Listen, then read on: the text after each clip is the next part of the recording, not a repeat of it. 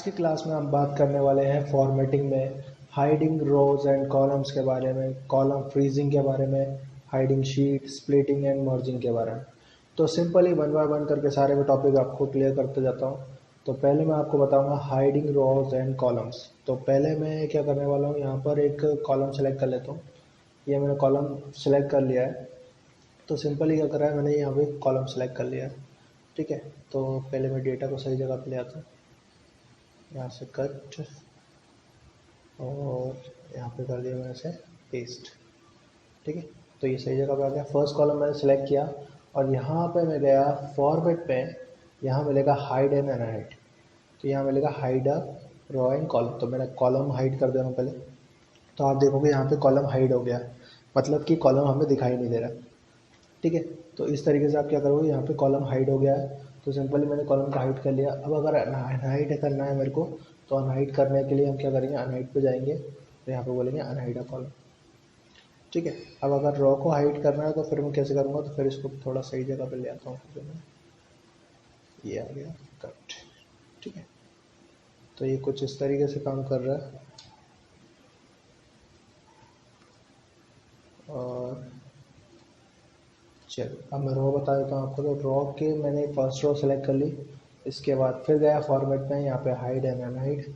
यहाँ पे मिलेगा हाइडर रो। तो ये देखिए फर्स्ट वाली रो हाइड हो गई। ठीक है, आपको रो यहाँ पे नहीं दिखाई दे रही है, मतलब वो हाइड हो गई है। अब यहाँ पे इसको हाइड को अनहाइड करने के लिए यहाँ पे जाएंगे फॉर्मेट मेन्यू में वापस। तो यहाँ मिलेगा अनहाइड अ रो, तो वापस आ जाएगी। ठीक है, इस तरीके से आप रो हाइड कर सकते हो। अगर आपको शीट को हाइड करना है तो आपके पास दो ऑप्शन होते हैं। जैसे मैंने मान लीजिए यहाँ पर एक नई शीट ऑन कर ली है। तो यहाँ पर ये शीट 1 है, मैं इसको हाइड करना है तो यहाँ पे गया फॉर्मेट में। यहाँ पे मिलेगा आपको हाइड अ शीट। तो ये हाइड हो गई। ठीक है, अनहाइड करने के लिए आप यहाँ जाएंगे तो यहाँ मिलेगा आपको अनहाइड अ शीट। ठीक है, तो ये शीट 1 अनहाइड होगी। अगर आप शीट को हाइड करना चाहते हो तो यहाँ पर भी ऑप्शन होता है, ये देखिए हाइड ऑप्शन। ठीक है, तो ये मैंने आपको कुछ ऑप्शन बताया। फिर उसके बाद मैं आपको बताता हूँ सेल को मर्ज कैसे किया जाता है, यानी कि एक सेल को या दो से ज़्यादा सेल्स को मर्ज कैसे किया जाता है। जैसे मैंने यहाँ पे 4 सेल सेलेक्ट कर लिए। अब यहाँ आपको मिलेगा मर्ज इन सेंटर ऑप्शन, क्लिक करेंगे तो ये मर्ज हो जाएगा। ठीक है, अगर आपको मर्ज इन सेंटर नहीं करना, आपको मर्ज अनमर्ज करना है, ठीक है, तो अनमर्ज हो जाएगा। मर्ज अक्रॉस करना है तो अक्रॉस में क्या होता है, कॉलम तो मर्ज हो जाते हैं लेकिन रो मर्ज नहीं होती। ठीक है, और अगर तीसरा ऑप्शन अगर आप इसका देखोगे मर्ज सेल, तो ये सिर्फ क्या मर्ज करता है, सेंटर से लिखना स्टार्ट नहीं करता। जबकि जो फर्स्ट वाला ऑप्शन है उसमें आप सेंटर से लिख सकते हो। ठीक है, और अगर अनमर्ज करना है वापस तो अनमर्ज हो जाएगा ये पे।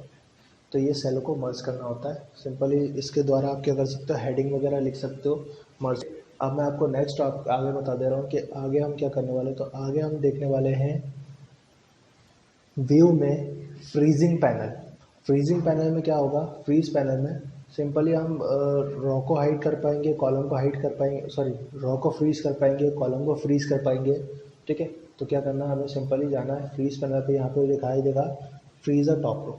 तो फ्रीज का मतलब होता है रुक जाना। जैसे अगर मैं कर्सर नीचे भी लेके आता हूँ तो जो टॉप रो है वो मेरे साथ ही चलेगी, क्योंकि वो एक ही जगह पर फ्रीज हो गई। ठीक है, तो इस तरीके से ये फ्रीज पैनल का आप काम कर सकते हो। तो ये ड्रॉ मैंने फ्रीज़ कर दिया। अब मैं यहाँ से फ्रीज़ अ कॉलम कर देता हूँ। जैसे ही मैं फ्रीज़ अ कॉलम करूँगा तो रो अपने आप हट जाएगी। तो आपको क्या करना है, यहाँ पे अगर आप देखोगे तो देखिए कॉलम आपके साथ चलेगा। याद रखिएगा इसमें क्लियरली लिखा हुआ है freeze a top row, freeze a first column.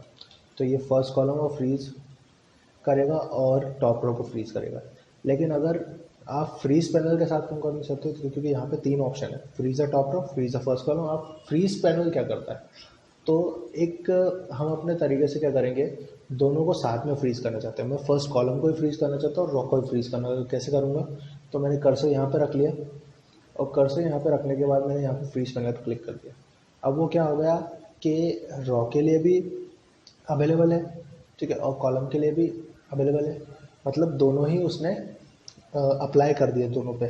तो सिंपली मैं क्या करने वाला हूँ, यहाँ देखिए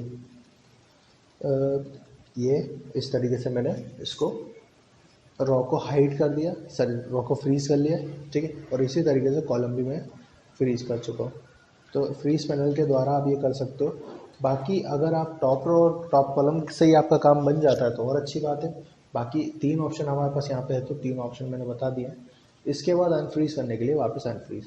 अब मैं आपको बताता हूँ कि डेटा को स्प्लिट कैसा किया जाता है। तो स्प्लिट करने का फ़ायदा क्या है? स्प्लिट करने का फ़ायदा ये होता है कि अगर हम डेटा को कंपैरिजन करना चाहते हैं या कोई भी कंपैरिजन वगैरह करना चाहते हैं, तो यहाँ पर हम क्या कर सकते हैं, स्प्लिट डेटा का यूज़ कर सकते हैं। जैसे मैंने यहाँ पे क्लिक किया तो देखिए डेटा स्प्लिट हो जाएगा, यानी 2 भागों में डिवाइडेड हो गया ये, कुछ इस तरीके से। ठीक है, तो ये 2 भागों में डिवाइडेड हो गया। अब ये दोनों के यहाँ पर पैनल भी आ रहा है, ये मैं यहाँ से इसको मूव कर सकता हूँ, ये स्प्लिट हो गया। और यहाँ से मैं इसको मूव कर सकता हूँ, ये भी स्प्लिट हो गया। ठीक है, तो यहाँ से हम कंपैरिजन करने के लिए या फिर कोई भी कैलकुलेशन वगैरह करने के लिए डेटा को स्प्लिट कर सकते हैं। अगर आपको स्प्लिट करने के बाद वापस रिमूव करना है इसे, तो यहाँ स्प्लिट पे वापस आप क्लिक करेंगे। तो ये कुछ ऑप्शंस थे जो मैंने आपको बताया, splitting, merging, hiding a sheet, column freezing, hiding a row in columns. तो नेक्स्ट क्लास में मैं आपको उसके आगे बताऊंगा। ओके।